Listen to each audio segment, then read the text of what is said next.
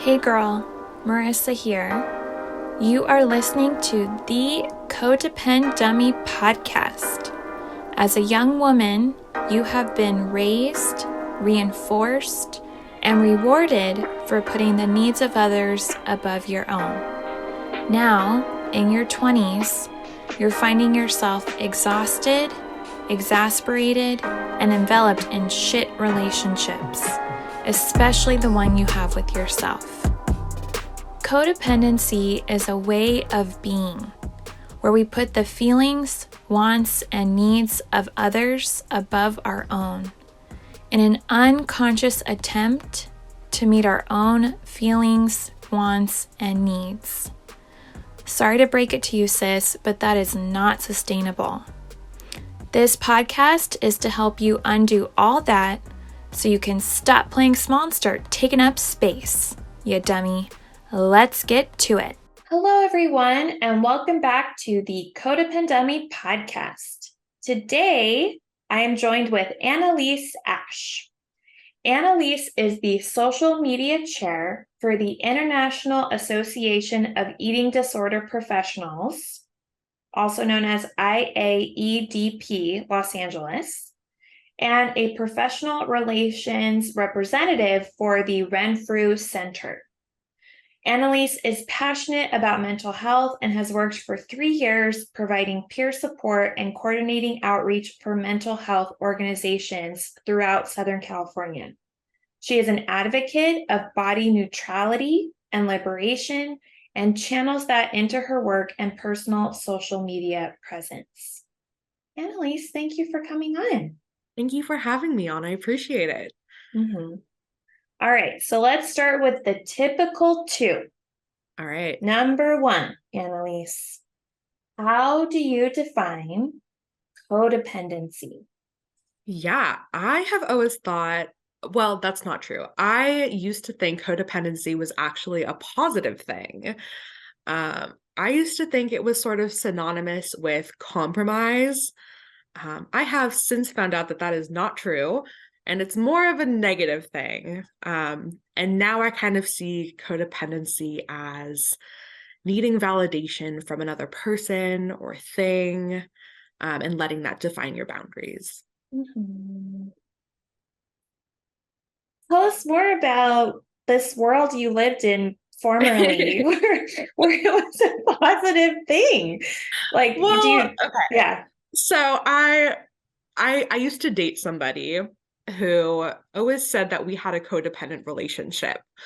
And he was looking at that as a negative thing where I was like, no, that's what love is. That's what it's compromise. We're doing this together. We're making decisions together. We are, I'm doing my thing and you're doing your thing, and we're just making each other small to do those things. And it's great. But obviously making each other small is not a good thing. Mm-hmm. So instead of understanding it as compromise, I started to realize that, we weren't making joint decisions. We were making decisions for each other. And that was kind of, yeah, that's how I started to understand that it might not actually end up being a good thing. Yeah. I appreciate that because I sense that in former relationships, being told I'm codependent with a partner, I could be like, thank you. Yeah, yes, right? I am thoughtful.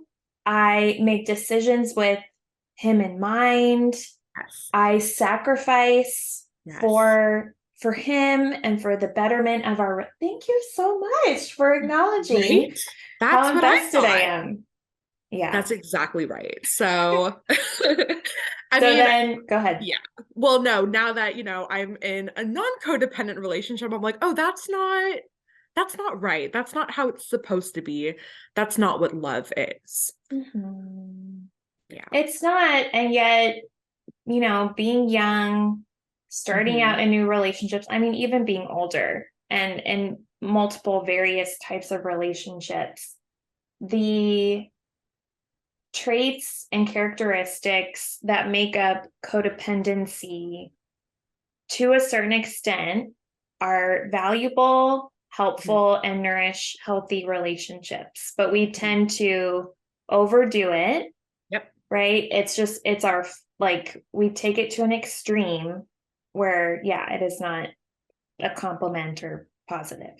We were letting each other define each other's boundaries, and that wasn't cool. Mhm. Yeah. Yeah. So you have become aware that it is more negative, Mhm. and you said seeking validation from others. What was the Mhm. last part of your definition? And letting that define your boundaries. Got it. And letting that define your boundaries. Yeah. Letting others define others' boundaries with you. Basically, yes. Right? If that Like, makes sense. quote unquote, my boundaries are defined as whatever you say they Exactly. should be. Exactly. Yeah. And Mhm. I'm not guilt-free in this. I was doing that too. I was defining his boundaries, he was defining mine. And it just, our relationship ended because of that, ultimately. Mhm. Yeah. Yeah. So the second typical two question is, do you have a codependent experience or relationship that you can share with us? Do you want to add on to this I relationship, or is mean, there? essentially that's kind of it. I was sort of let me think about this for a sec.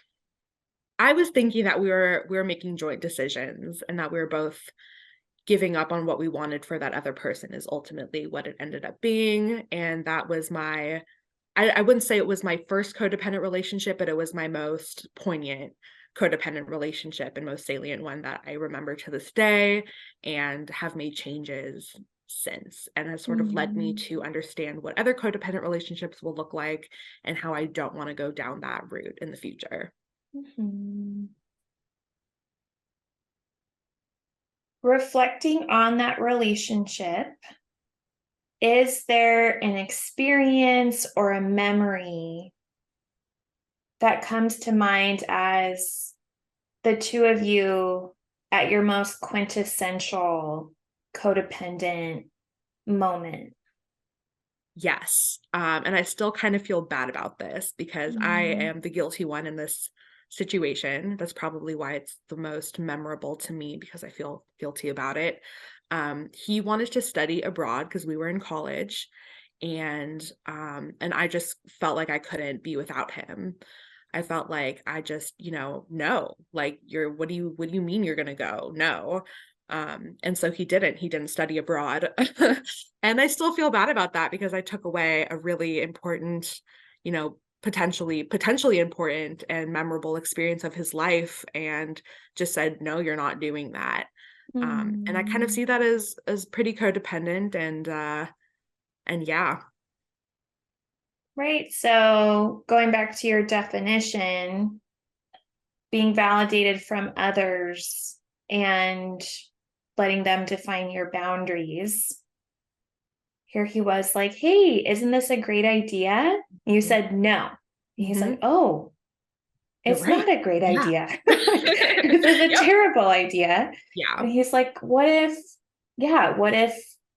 the boundaries of our relationship or my college experience include study abroad? And you're like, no, no, no. Mhm.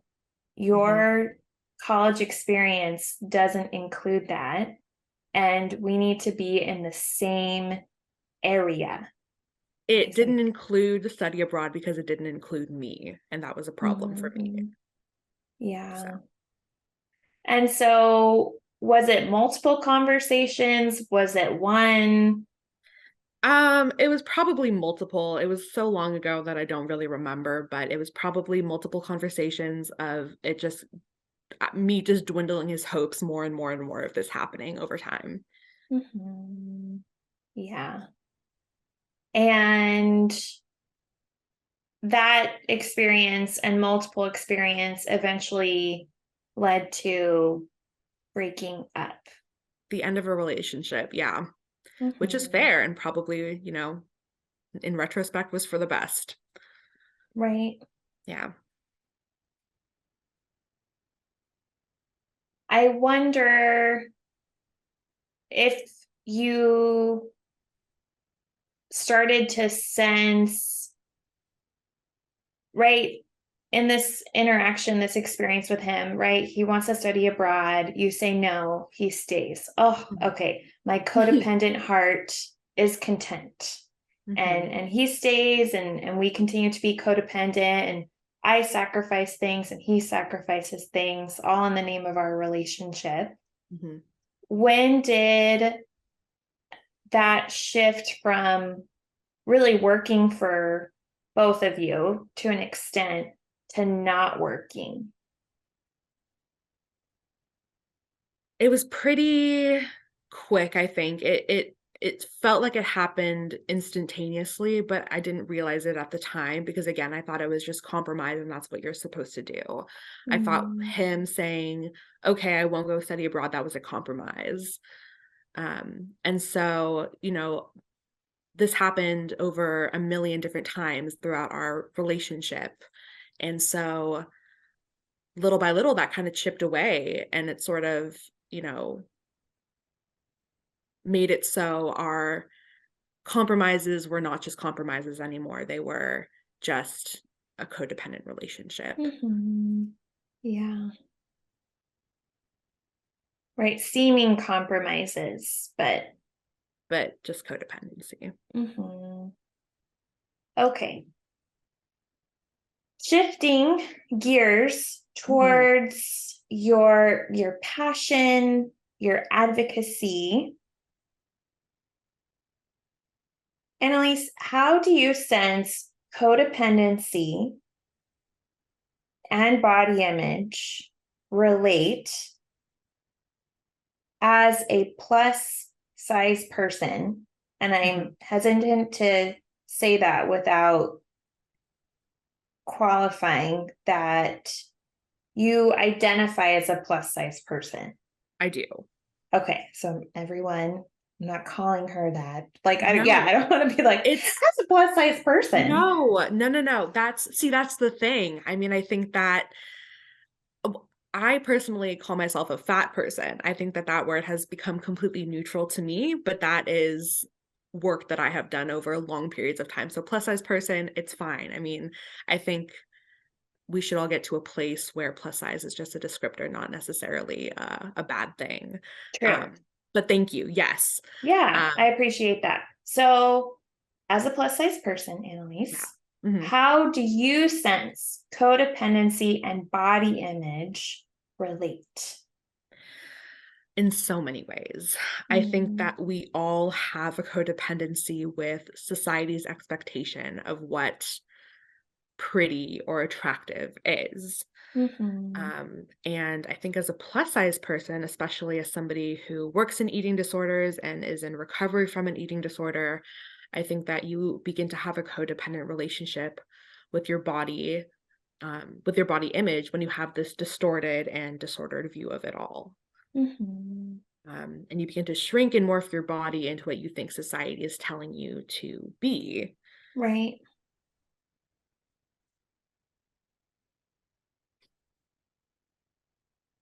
We all have a codependency with what society thinks is pretty, I can't remember the other adjective used, but like attractive. Yes, is yeah, as trendy, as pretty, as attractive, whatever that might be. I think typically conventionally attractive is thin, is white, is, blonde hair, blue eyes, that might be antiquated, but it's just what society tells us we should probably look like. And for me, I think that, in high school, when I was at the height of my eating disorder, I later found out that I had atypical anorexia, which is a really weird thing to say to somebody who has an eating disorder, that they are quote unquote atypical, just because they don't look like they have an eating disorder. And so I think you begin to have an even more codependent relationship with body image when you're told that not only are you fat, but you're not even doing your eating disorder correctly. Wow. Right. For example, I think that, I was I had this eating disorder, and I was doing it under the guise of a weight loss program. I'm not even going to name this weight loss program because they don't deserve any airtime, but essentially, I was congratulated for losing weight because I had always been in a larger body. I've never been in a thin body that was not in a disorder, that I wasn't getting to from a disordered modality. So I was congratulated. I was asked how I did it. I had friends who were like, tell me all the ways that this, program works so I can do it too. And it was obviously really quote unquote working for me. Meanwhile, my best friend at the time, she also had an eating disorder, but she was already thin. And so people were worried about her, but they weren't worried about me. And so my codependency with society standards and what their expectations for what I was supposed to look like was even more so heightened because I was just so obsessed with looking the certain way, and I couldn't even do that right. Right.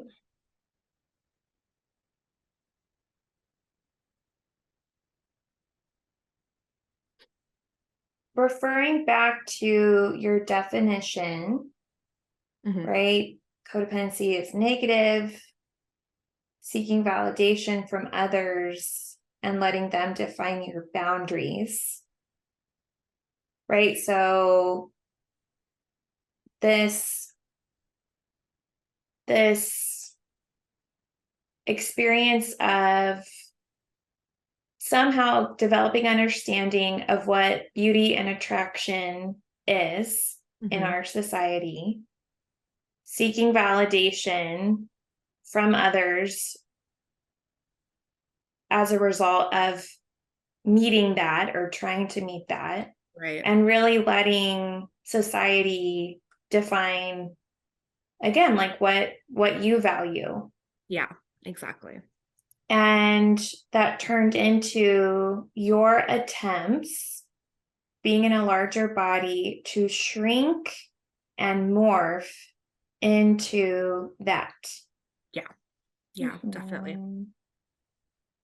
And yeah, an atypical anorexia. Yeah. It's Go ahead. No, it's just it's a fun way of, when all intents and purposes you have anorexia, they call it atypical anorexia. It's just it just shouldn't be called that, in my opinion. No, right? So you have the same behaviors, the same thoughts, the same emotions as anyone struggling with anorexia. Right.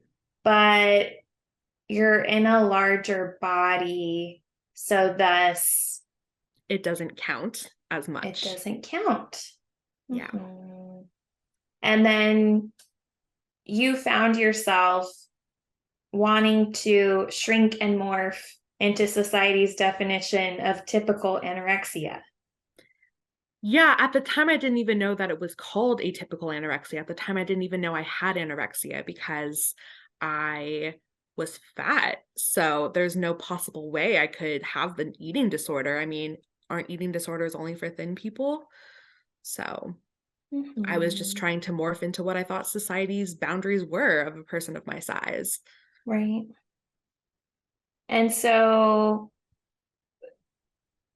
thinking about the relation between codependency and body image, what ended up enabling or trying to think of the word, but just enabling, or I say like strengthening, like building the codependency was the congratulations. So you did get society, at this program and other friends, they did say, good job, you're meeting the standard. Yes, we are defining what beauty and attraction looks like, and you are doing it.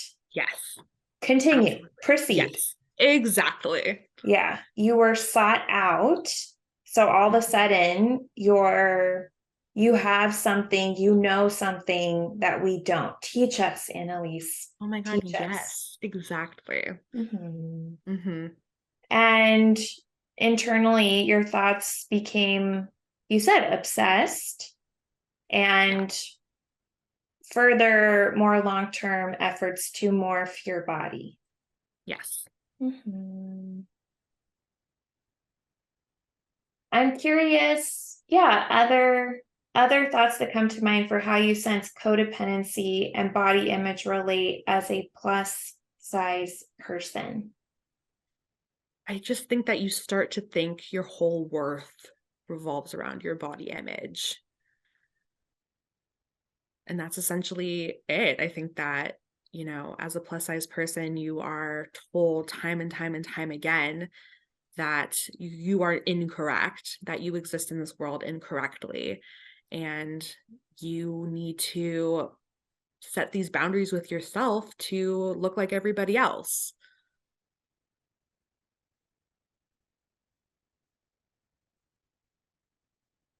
I'm hearing about the positive feedback. Yeah. I'm curious because you were in a larger body,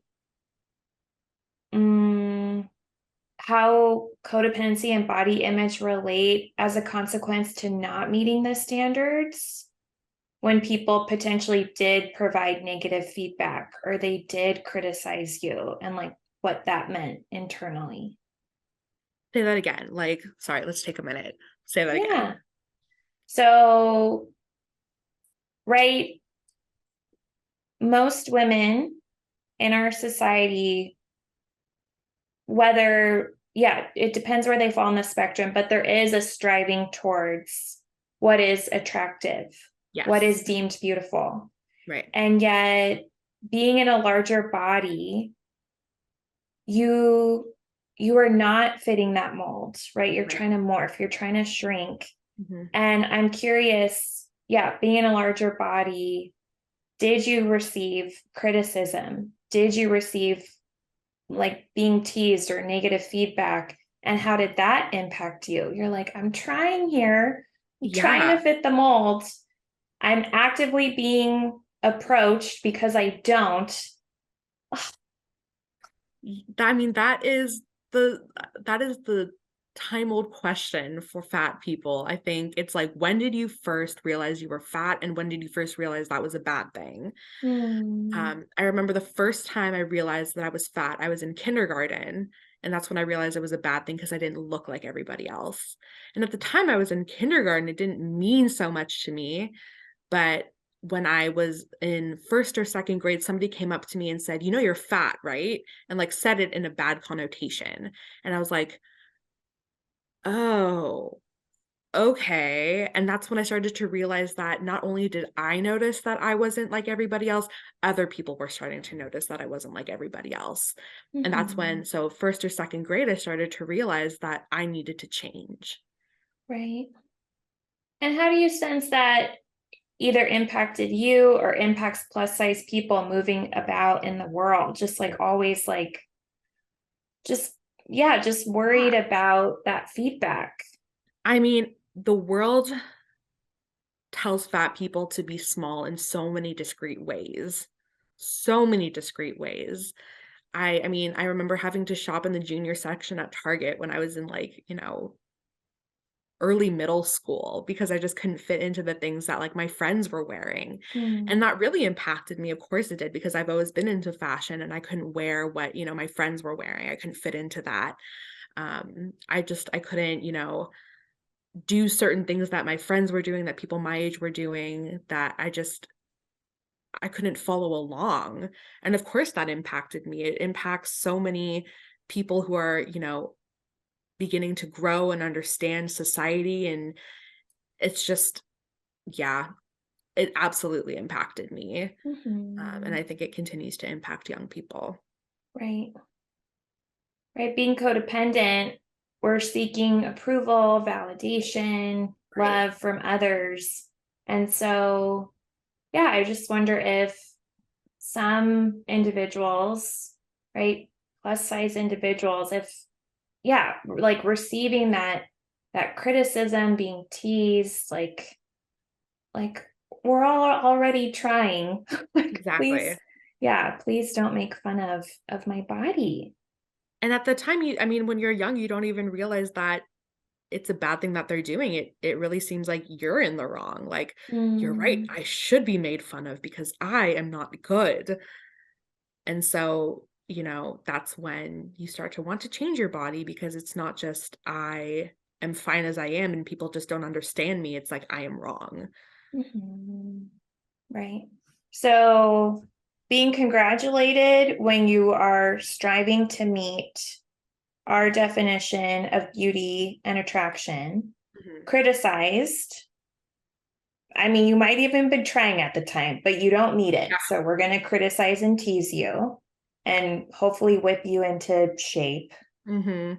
And then, yeah, the codependency with body image became stronger because you were sought out, right? It became an obsession.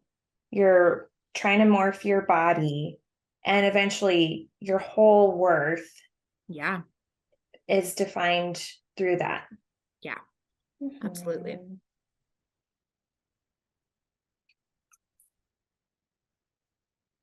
On this show, I do aim to help young women to stop playing small and start taking up space. Yes.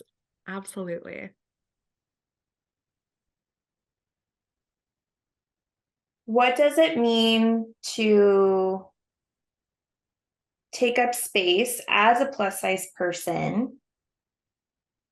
And yeah, it might be easier to start with how do plus size people play small? I think, like I said earlier, the world kind of forces plus size people to play small in so many different ways. I think that, I have my own anecdotal experiences. I've heard other fat people's experiences, but the main perpetrator is narrow chairs at coffee shops. I mean, that's a big one. Like Mhm. I can't tell you how many times I've been to a coffee shop with a friend or a coworker, or a clinician for work, and just like, I don't fit in this chair. Um, and that makes you feel like there's something wrong with your body. There's something wrong with you, not the chair. Sizes that don't exist in store or at all. I mean, that's like a whole thing with, plus sizes becoming sort of more normal. I mean, it's great, but a lot of really trendy, fat, let's say like, designers or whatever, places that, Zara, or I don't want to like name places, but like places that, people want to shop, they don't come in sizes larger than like extra large. And when they say it's Mhm. extra large, it really fits more like a large or a medium. Right. And so, you go to the mall with your friends when I was younger and, you can't shop with them. You're kind of just tagging along and trying on the bracelets. And that forces you to be small. Even going to the doctor, I mean, them just saying like, for me, I've gone to the doctor with an ear infection and they're like, have you tried losing weight? I mean, that makes you small as well. It's Right. just, you're sort of forced into this position where the world isn't set up for you and you have to be okay Mhm. with that. Wow. Right. I can just picture a day with a doctor's appointment and being met with judgment, Mm-hmm. a lunch date at a coffee shop and being met with a small chair, Yeah. and then an invite to go shopping and having to look at the accessories, and then, maybe going to a meal or having a meal. And, I know my patients have been met with like, you're gonna eat that, Yeah. Yeah. you're gonna have seconds. And Yep. so, I mean, like by the end of the day, oh my gosh, yeah, just so Small. small. Yep. Yeah. Mhm. I don't want to go to the doctor. Nope. I'm never going back to that coffee shop. Ugh, I hate Zara.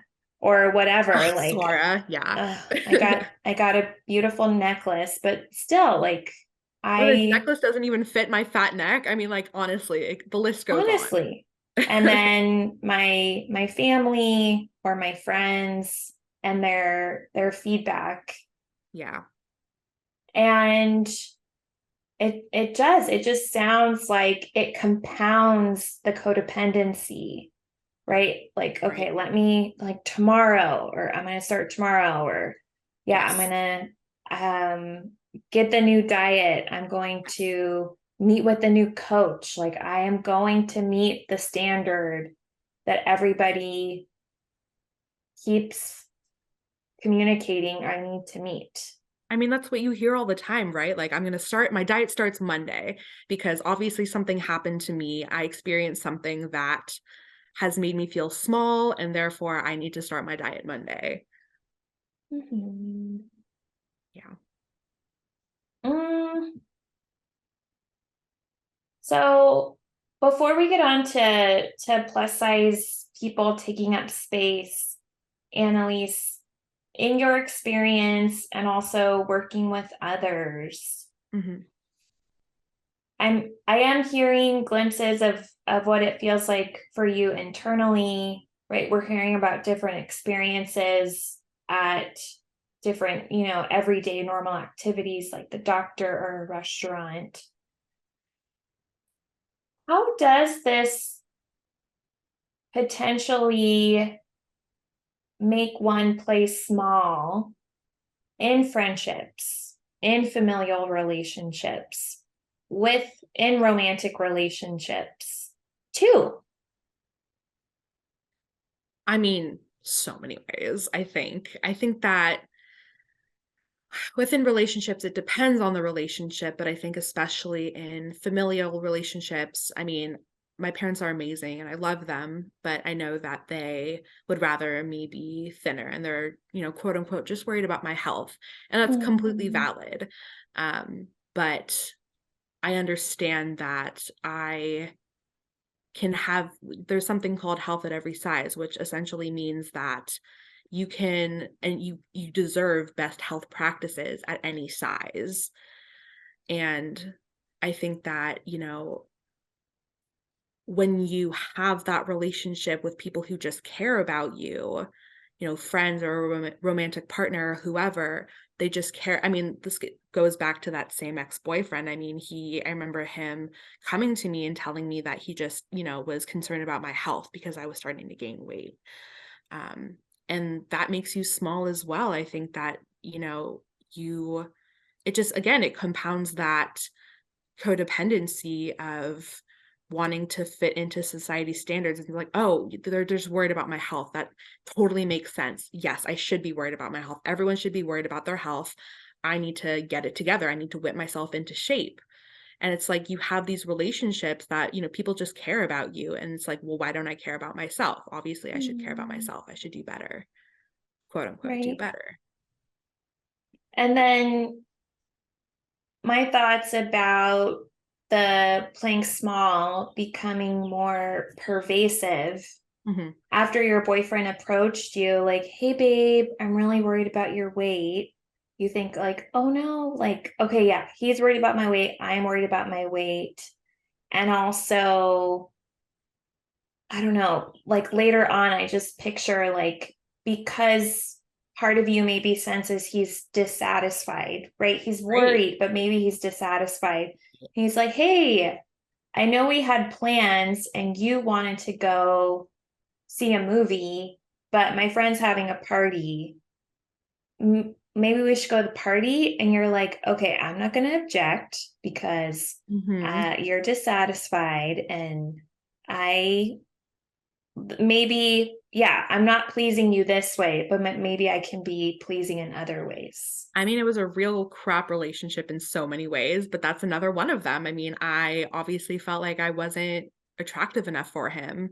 And so I just, and this happens. I mean, I'm not the only person who feels this way. I mean, I've heard so many times through books and podcasts and Instagram and Twitter that like this is something that people feel. It's something that, you especially in a romantic relationship, you need to be there to like, be attractive enough for that person. And if you don't feel that way, you're going to try to please them in other ways that might be, Right. detrimental to you and the Yeah. relationship. Right. So going places, doing things, spending your time together in ways that ultimately aren't fulfilling for you. Right. Yeah. Okay.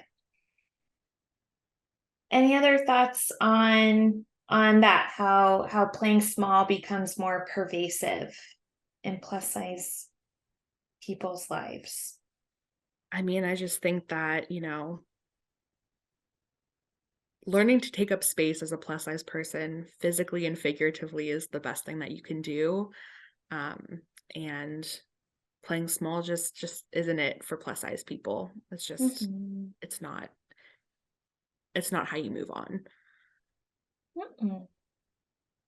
So how do we learn to take up space as plus size people?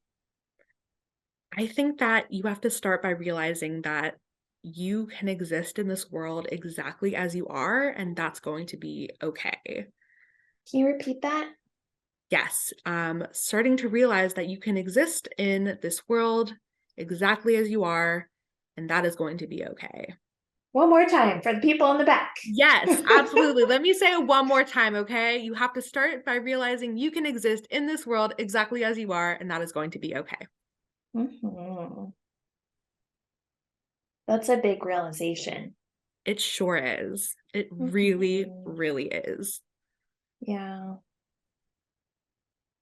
Okay, so that's the first realization. What comes after that for learning to take up space?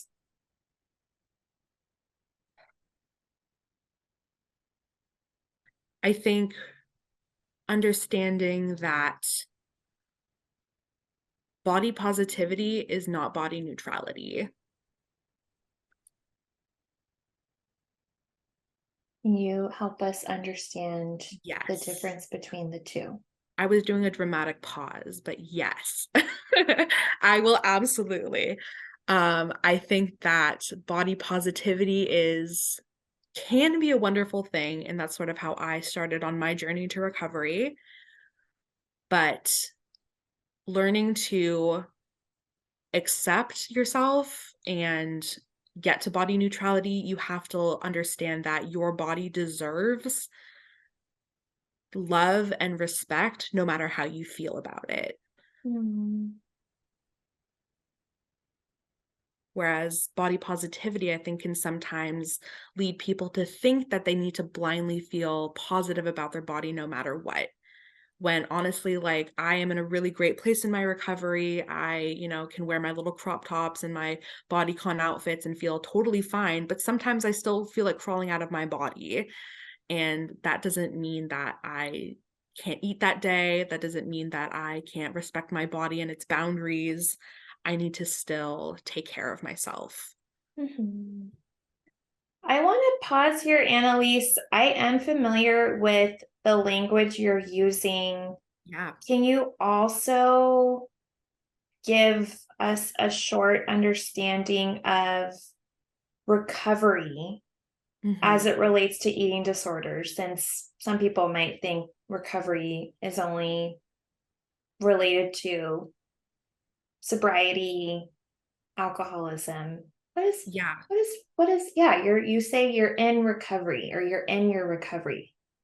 I mean, recovery for eating disorders is really tricky because whereas with alcoholism or substance use rather, I think that, you can kind of cut it out and not do it ever again. Whereas with eating disorders, and I see this all the time as working with eating disorders, the patients and people in recovery have to continue to eat. It's a basic life function.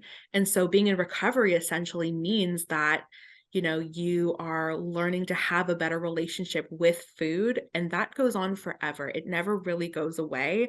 And so I kind of say, like, I have been recovered from my eating disorder. I started that recovery process years ago, but I'm still in recovery because I eat every day. It's a basic life function that I just have to do no matter what. And so Recovery kind of looks different for everybody, but essentially it just means that, I am still working on my relationship with food. I love that. Thank you. Yeah. So going back to learning how to take up space as a plus size person, right? First, this realization, you can exist in the world exactly as you are. Yeah. Second, an understanding of body positivity versus body neutrality. And with that understanding, you sense that focusing on body neutrality is more sustaining and empowering. I would say so. Maybe not empowering, because sometimes it really doesn't feel empowering. Sometimes it really just feels like a bad day, and you still have to get up and you still have to eat your breakfast. And even if you're not hungry or whatever it is, you still have to take care of yourself. I think that body positivity is sometimes kind of blind. It's sometimes a little unfair. I think that body neutrality is a lot more realistic. And again, like you said, it's a lot more sustainable.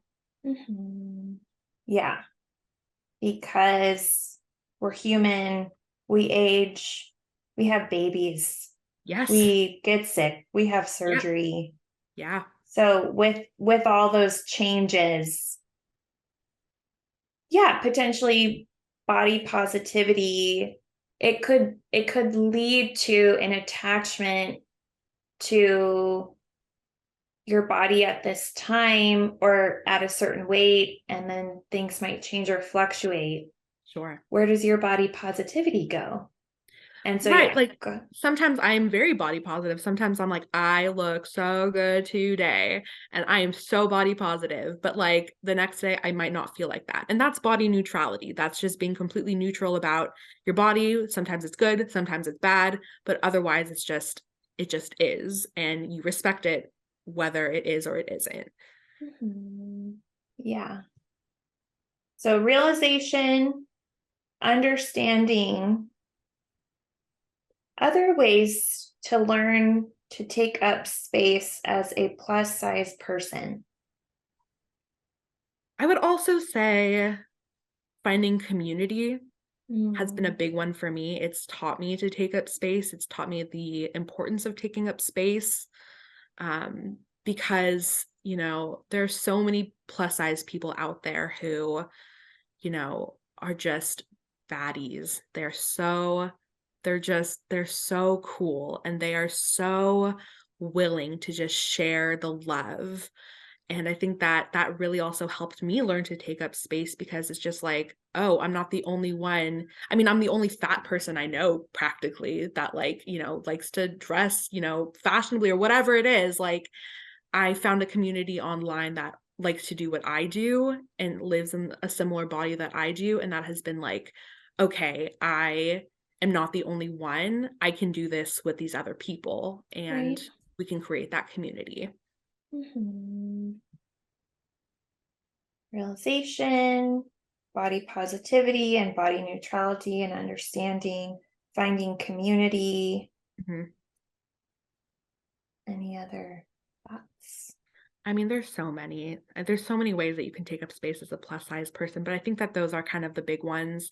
That's sort of how I decided I needed to start taking up space. And I think these all would contribute to an overall ability to challenge the definition of beauty and attraction, right? Absolutely. So hopefully shattering that codependency on one's body image. How did you, I mean, was it as a consequence to doing these things, or were you really like, okay, mentally in my brain, I'm going to end this belief. I'm going to challenge this belief, or I wish it was that intentional. But it was really a slow burn for me.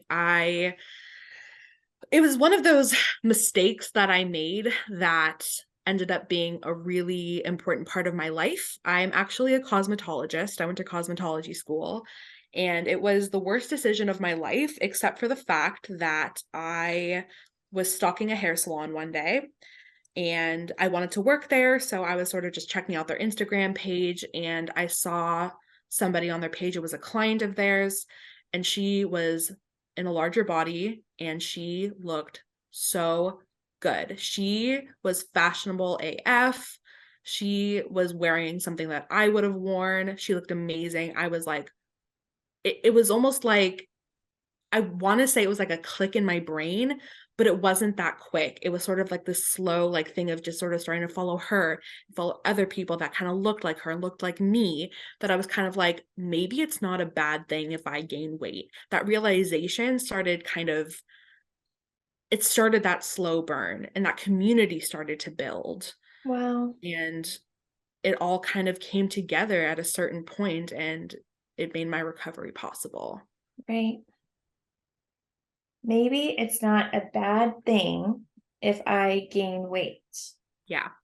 Maybe it's not a bad thing if I don't fit, or if I stop trying to fit society's definition of beauty and attraction.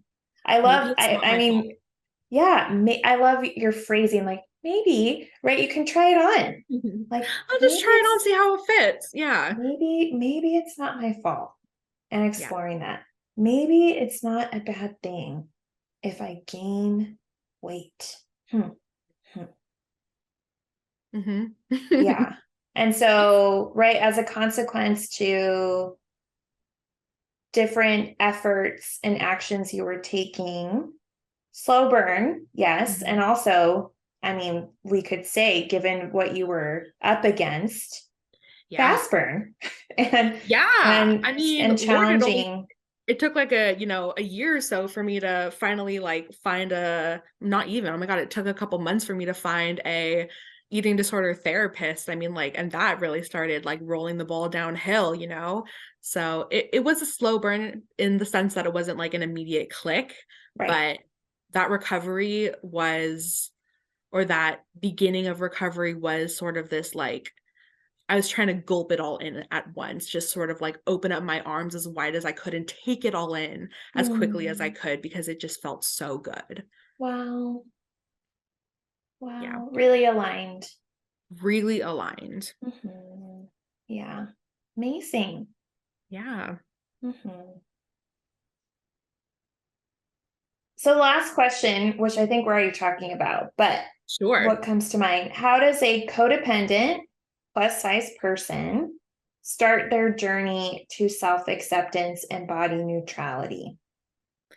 Yeah, I mean, I think it's sort of what we were already talking about, but like I said, like I was codependent on society's view of fashion and being petite and trendy, little fashionista, and learning that I didn't have to be petite and small to be trendy and, do the things that I loved. I was able to self accept and feel neutral about my body, sometimes good, sometimes bad, and still take care of it and do the things that I loved. Right. Take care Yeah. of it. Yeah. Final thoughts as we wrap up this discussion. Yeah, I think that, you don't have to love your body every single day, but despite that, despite how you feel about it, you still deserve to take care of yourself. You still deserve to love yourself. You still deserve to eat. And, recovery is a long process. It's sort of a lifelong thing, but oh my God, it is so, so, so worth it. And it is really just, it opens up your life like a little flower. It just blossoms into something so beautiful, even on the days that it doesn't feel beautiful or, just, fun and free and whatever. It's really just, it's so worth it. It's worth it. Yeah. Yeah. Awesome. Well, Annelise, thank you so much for coming on. Thank you. I'm curious, if people want to find out more about you, where can they go? I would say follow me on my Instagram at Annelise Asch. That's where you can find all my little plus size fashion blogging stuff and little words I have to say about all of this. So at Annelise, ANNELISEASCH.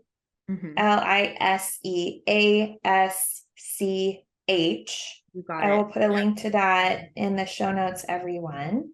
Perfect. And please repeat Annelise's mantra, the realization, over and over.